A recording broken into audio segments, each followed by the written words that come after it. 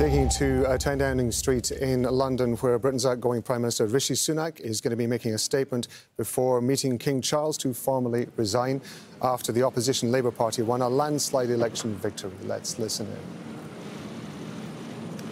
Good morning. I will shortly be seeing His Majesty the King to offer my resignation as Prime Minister.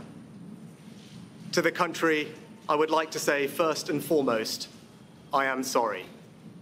I have given this job my all, but you have sent a clear signal that the government of the United Kingdom must change, and yours is the only judgment that matters. I have heard your anger, your disappointment, and I take responsibility for this loss.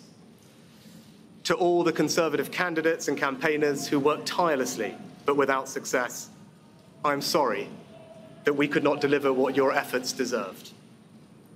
It pains me to think how many good colleagues who contributed so much to their communities and our country will now no longer sit in the House of Commons. I thank them for their hard work and their service.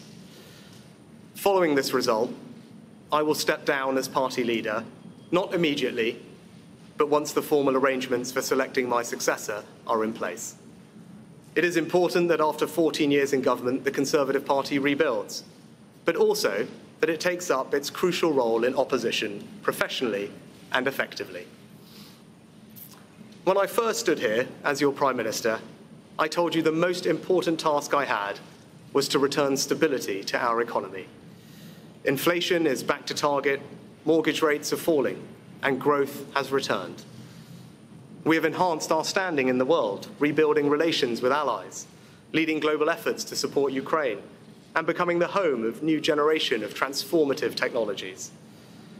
And our United Kingdom is stronger too, with the Windsor Framework, devolution restored in Northern Ireland, and our union strengthened.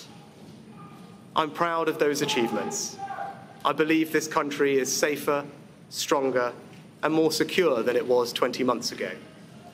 And it is more prosperous, fairer, and resilient than it was in 2010.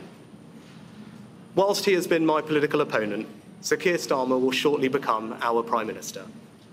In this job, his successors will be all our successors, and I wish him and his family well.